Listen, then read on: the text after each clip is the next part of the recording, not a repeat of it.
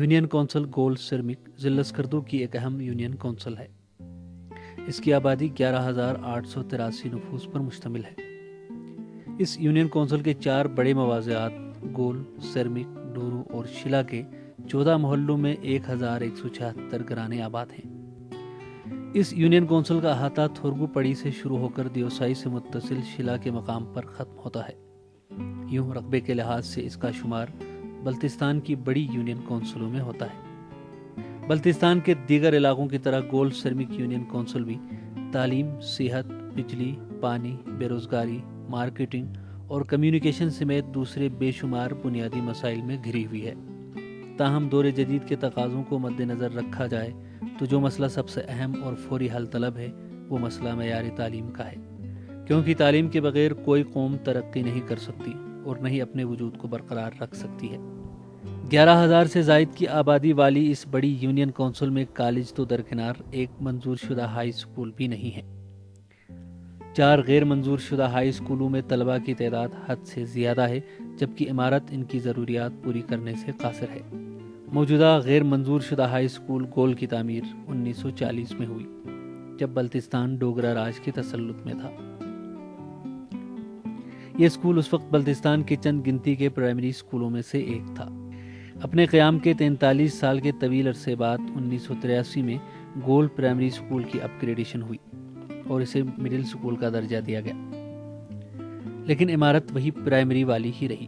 2000 میں اس middle school کی عمارت بن گئی اور 2006 میں اسے ہائی اسکول کا درجہ دیا گیا، مگر محکمہ تعلیم کی جانب سے باقاعدہ منظور شدہ نہ ہونے کی وجہ سے عمارت کی تعمیر اور درجہ بڑھانے کے باوجود اس اسکول میں اساتذہ کی تعداد میں اضافہ نہ ہو سکا۔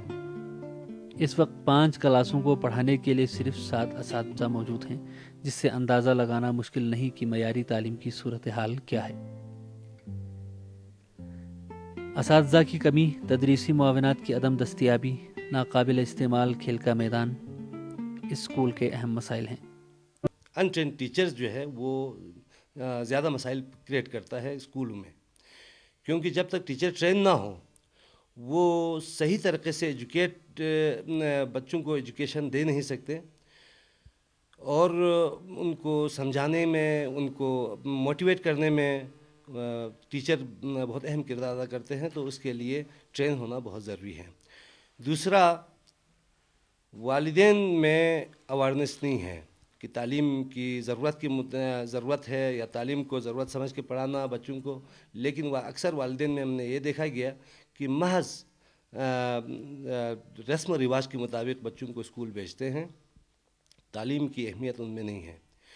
اس کے علاوہ مسائل یہ ہیں کہ کمیونٹی جو ہے اس میں انوالو نہیں ہوتے ہیں۔ کمیونٹی کے انوالو ہونا بھی ضروری ہے، کیونکہ معاشرے میں جب تک معاشرے کا ہر فرد حصول تعلیم کے لیے، بچوں کو تعلیم دینے کے لیے صرف ٹیچر تو کچھ نہیں کر سکتا، اس کے ساتھ والدین کو بھی کوآپریٹ ہونی چاہیے، کمیونٹی بھی کوآپریٹ ہونی چاہیے۔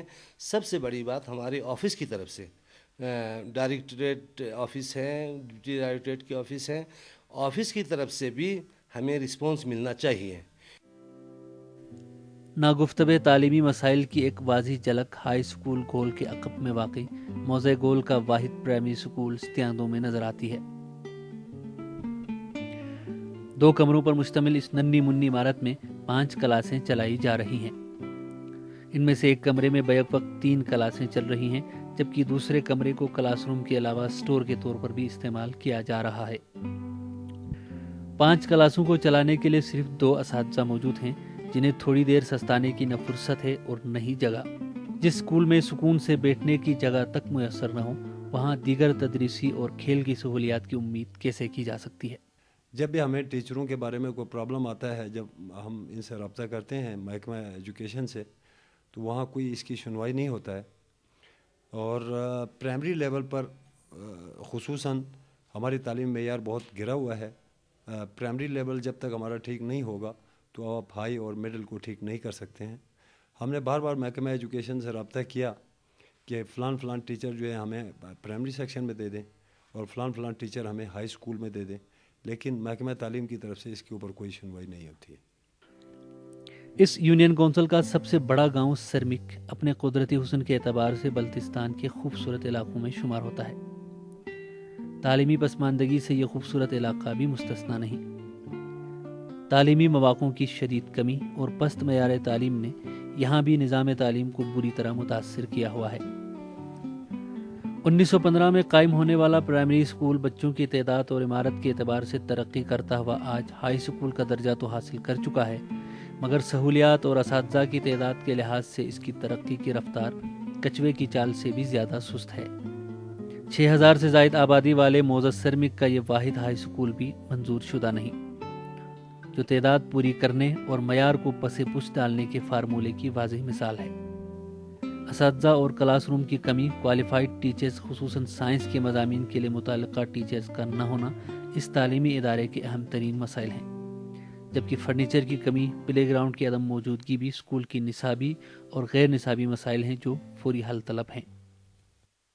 ٹیچرز کی کمی ہے اور لیبارٹری وغیرہ نہیں ہے، سائنس ٹیچرز نہیں ہے،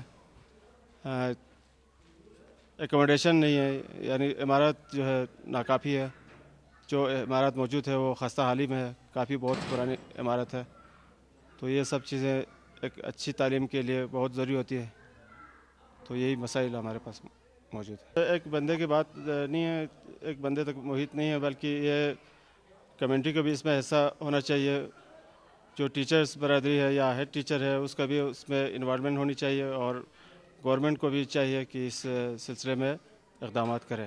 یہاں پر کوالٹی ایجوکیشن کے بارے میں پرابلمس یہ ہیں کہ یہاں پر یعنی ایک کوئی قابل کوئی اچھا سا انگریزی اسکول یہاں نہیں ہے جہاں پر انگلش میڈیم ہو، اور یہاں پر کوئی کوالیفائڈ ٹیچر جو ہے میسر نہیں ہے یہاں پر، جو یہاں پر بچوں کو جو ہے انگلش میڈیم کے تحت ان کو پڑھائیں۔ یہ تو تھے تعلیمی پسماندگی سے متعلق یونین کونسل گولڈ سرمک کے چند بائز ہائی اسکولوں کے مسائل۔ اب بات کرتے ہیں علاقے کی نصف آبادی یعنی خواتین کی تعلیم کے بارے میں۔ یوں تو پورے گلگت بلتستان میں خواتین کی تعلیمی پسماندگی ایک گھمبیر مسئلہ ہے، لیکن کچھ علاقے یہاں ایسے بھی ہیں جہاں خواتین کو رسمی طور پر بھی تعلیم کے مواقع حاصل نہیں۔ ان میں یونین کونسل گول سرمی کے کئی نالہ جات کے گاؤں بھی ہیں جہاں لڑکیوں کے لیے سکول سرے سے موجود ہی نہیں، اور جہاں موجود ہیں وہاں تعلیمی صورتحال اب تری کی آخری حدوں کو چھو رہی ہے۔ موزہ گول میں واقع لڑکیوں کے واحد غیر منظور شدہ ہائی اسکول بظاہر ایک خوبصورت عمارت کی صورت میں موجود ہیں، مگر در حقیقت یہ اسکول مسائل کے لحاظ سے اپنی مثال آپ ہے۔ طالبات کی زیادہ تعداد اور کمروں کی کمی کے علاوہ خواتین اساتذہ کی شدید کمی گورنمنٹ گرلز ہائی اسکول کول کے دیرینہ مسائل ہیں۔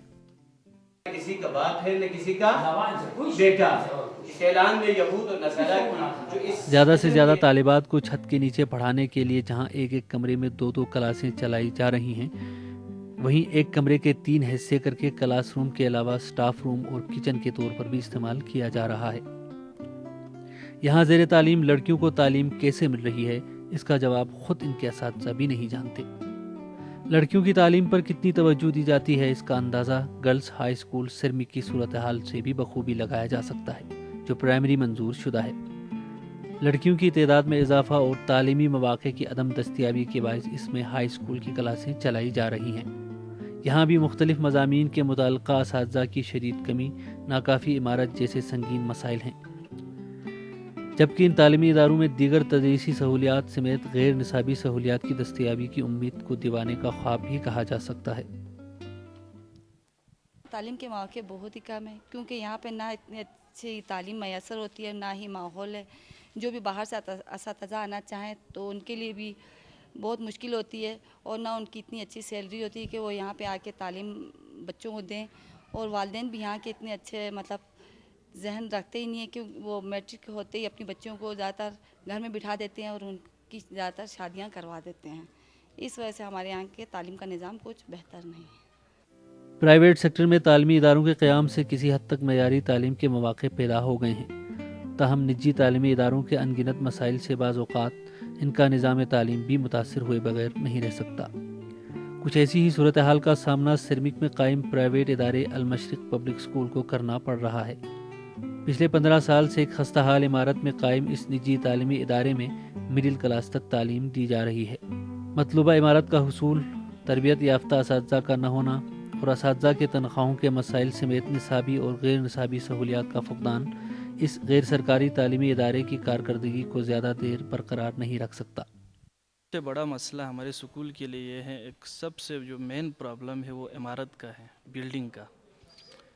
بلڈنگ ہمارے لیے بالکل ناکافی ہے، انسفیشینٹ عمارت ہے۔ کلاس روم کی کمی ہے، پراپر چار دیواری نہیں ہے، پلے گراؤنڈ نہیں ہے، کوئی آڈیٹوریم نہیں ہے لڑکوں کو ایکسٹرا کریکولر ایکٹیویٹیز کرنے کے لیے، اور کوئی اسمبلی موجود نہیں ہے جہاں پہ ہم روزانہ صبح تلاوت کلام پاک سے آغاز کریں۔ تو اس وجہ سے ہمیں تھوڑا پرابلم کا سامنا کرنا پڑ رہا ہے۔ اگر اس کو بھی اگر ٹھیک کیا جائے، اگر عمارت ایک فزیبل عمارت ہمیں مل جائے تو ہم اپنی جو اسٹینڈرڈ آف ایجوکیشن کو اور بھی بڑھا سکتے ہیں۔